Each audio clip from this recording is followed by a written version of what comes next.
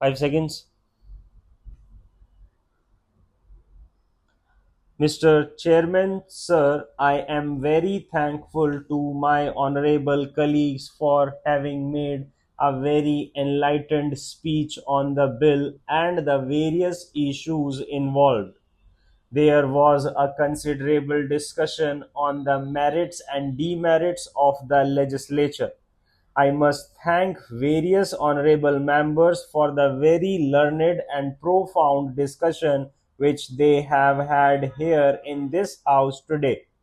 While thanking them for that, I must say, since that question was not an issue before the House, I will not waste the valuable time of the Honorable House by replying to that. In the statement of objects and reasons of the bill, it has been stated that equal representation is the main object of federalism or something to that effect. While agreeing that is one of the purposes or one of the objectives, I cannot agree that is the sole objective or the purpose. Considerable discussion has taken place amongst the constitutional pundits. Essays have been written, books have been written about this question.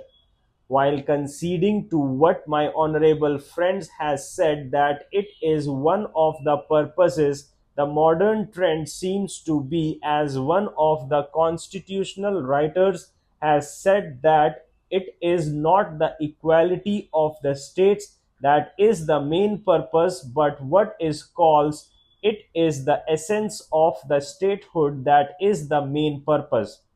What is meant by the statement is that, in view of the diversity in a state, the various interests in a state, the various sections of the people which constitute a state, it is the representation of some total of the essence of statehood that is represented in the upper house.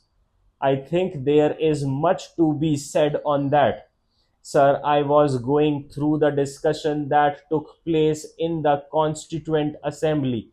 Nobody referred to this aspect of the matter because it seems there was a consensus that the second aspect of the problem, as discussed by constitutional writers, it is the essence of statehood, namely representation of the various interests, diverse people, diverse cultural and other aspect, which is the purpose of the representation in the upper house. As a result, except one honorable member, nobody mentioned even the question of equal representation of states. The main emphasis was on whether there was necessity for a legislature, and on these lines we have had an excellent treatment of the subject in the House.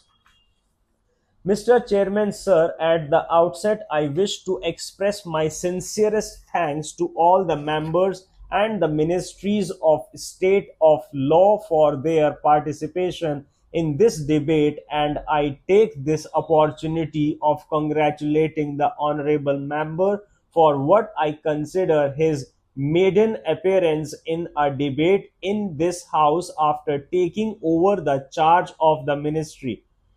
When I started this debate, you must have noticed that I spoke in a very low key.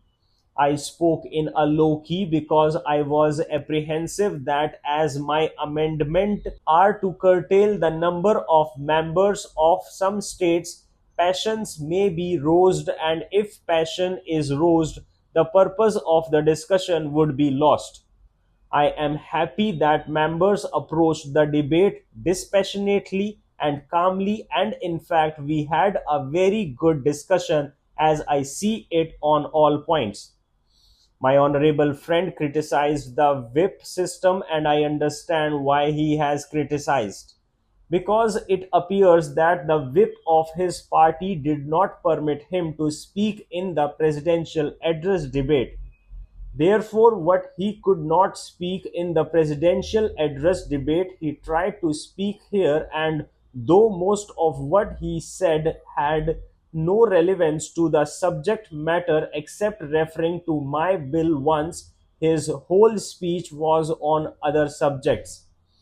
Therefore, I think I need not reply to them, as this morning the Prime Minister has replied to all the points, and during the debate on the presidential address, there was enough discussion on these points.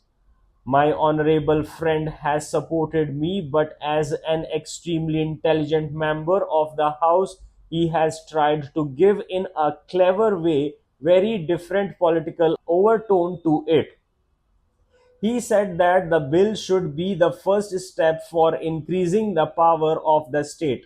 I beg to differ from him so far as this is concerned, because I feel that in a country like ours with so many diversities and separatist forces, there must be a strong center, and one of the essence or basic features of the reason for which two chambers theory is encouraged as to keep a check on the separatist forces.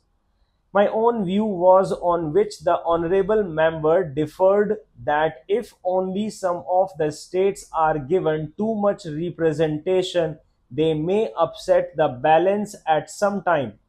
The bill to give more representation and powers to the state is not welcome, as this shall lead to rise of the separatist forces.